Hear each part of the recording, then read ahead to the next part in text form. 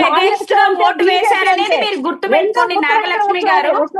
అదే అండి, మీరు కాదండి, ఇప్పుడు మీరు మీరు మీ రాష్ట్రంలో మీ రాష్ట్రంలో ఒక నిమిషం అండి, మహిళా హక్కు కోసము నాగలక్ష్మి గారు మాట్లాడుతుంది. మనం అడుక్కోవడం కోసం, వాళ్ళు వేసిన భిక్ష తీసుకోవడం అడుక్కోకర్లేదండి, ఎవరు ఎవరిని అడుక్కోకర్లేదు, ఎవరిని అడుక్కోకర్లేదండి. ఇది మాకు ఉంది, ఈ ఇబ్బంది ఉంది అని చెప్పాలి. అవునమ్మా, కాంగ్రెస్ పార్టీని మీ నాయకురాలు ఏమైంది ఇప్పటి వరకు?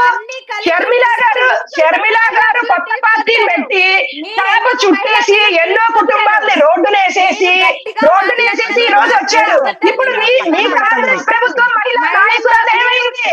మీ మహిళా నాయకురాలు వచ్చి మాట్లాడొచ్చు కదా, మాకు ఈ రకమైన ఇది కావాలని. అది అడగకుండా మీరు మళ్ళీ మాట్లాడతారేంటి? మహిళలు అవునమ్మా, ఇప్పుడు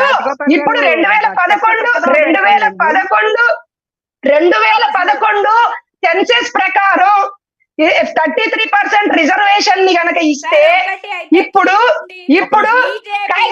ఇది కేవలం భారతీయ జనతా పార్టీకి పేరు వస్తుంది అన్న ఉద్దేశంతో అవును సార్, అదే దాని ప్రకారం వస్తే కేవలం ఇక్కడ మిగతా వాళ్ళ గురించి ఒకటే సార్. ఇప్పుడు కనుక ఈ బిల్లు ఆమోద ముద్ర పొందితే ఇక్కడ ఏదైతే ఉందో భారతీయ జనతా పార్టీకి ఈ రోజు ఇన్ఫ్లుయెన్స్ వస్తుంది, ఇది అవుతారు అన్న ఉద్దేశంతో గుడ్డగాల్చి నెత్తినేసే ఆలోచన తప్ప వేరేదేమీ లేదు సార్. భారతీయ జనతా పార్టీ నరేంద్ర మోడీ గారికి ఎక్కడ ఇది పెద్దపీట అయిపోయి ఈ 33% రిజర్వేషన్ రావడం వల్ల పెద్దపీట అయిపోవడం వల్ల ఉంటుందని ఒక గుడ్డగాల్చి నెత్తినేసేటటువంటి ప్రక్రియ తప్ప వేరే ఆలోచన లేదు. వీళ్ళు కేవలము మీరు ఆలోచించుకోవాలి. మహిళలుగా మీరు మాట్లాడుతున్నప్పుడు మీరు ఆలోచించాలి. ఇప్పుడు 5 కోట్ల జనాభా ఉన్నప్పుడు కాదు సార్, 5 కోట్ల జనాభా ఉన్నప్పుడు 33% రిజర్వేషన్ ఇస్తే 150 కోట్ల జనాభా అయినప్పుడు ఇంకా సీట్లు పెరుగుతాయా పెరగవా? ఇది కేవలము ఏంటంటే భారతీయ జనతా పార్టీకి నేను మహిళల హక్కు గురించే మాట్లాడుతున్నాను. నాకేమి బానిసలాగా మాట్లాడాల్సినంత అవసరం లేదండి. అవును,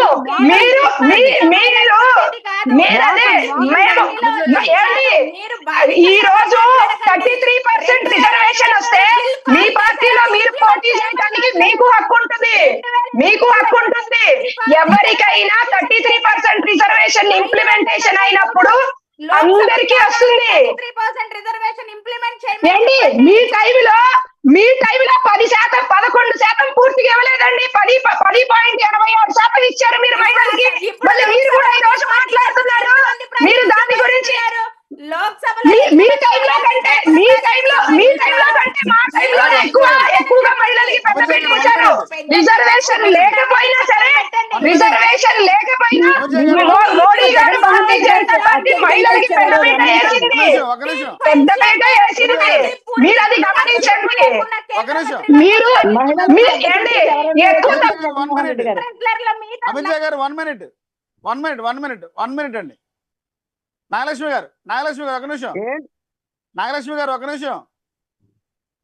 గారు రజనీ గారు సార్ వీళ్ళు ఏసీ రూమ్ లో కూర్చొని ఎండల్లో ధర్నాలు చేయడం అనే పిచ్చి మాటలు మాట్లాడితే ఊరుకునేది లేదు. ఇప్పటి వరకు మీరు మాట్లాడిన అంశాల మీద నాగలక్ష్మి కొన్ని పాయింట్స్ రేజ్ చేశారు. ఏం చెప్తారు మేడం మీరు? సార్ అదే ఇందాక రమాదేవి గారు చెప్పిన సమాధానమేనండి. సనాతన ధర్మాన్ని స్టాలిన్ కూడా వ్యతిరేకించినారు. ఆ ధర్మాన్ని ఇంప్లిమెంట్ చేయడానికి మనకి సరిపడదండి, మనం చేయలేము, అది చేయకూడదు కూడా. ఎందుకంటే అన్ని ధర్మాలని దాటుకొని సనాతన ధర్మం మాట్లాడితే సనాతన ధర్మం అంటారు. టాపిక్ ఏంటి సార్? మళ్ళీ మొన్న కూడా ఇలాగే మళ్ళీ మాట్లాడుతున్నారు. సనాతన ధర్మం మాట్లాడతారండి సార్. ఇప్పుడు మళ్ళీ ఇది టాపిక్ ఏంటి? సనాతన ధర్మం ఏంటి సార్? మేము రిజర్వేషన్ 33% ఇవ్వమని చెప్పామా సార్? ఇవ్వమని చెప్పామా? రజనీ గారు మరి దాని గురించి మాట్లాడండి. కిందసారి కూడా మీరు అదే మాట మెదలుకుంటున్నారు. సార్ ఇక్కడ నాగలక్ష్మి గారు 33% ప్రస్తావించిన అంశమే మాట్లాడండి. ఇందాక మీరు Yes, sir. మాట్లాడారు.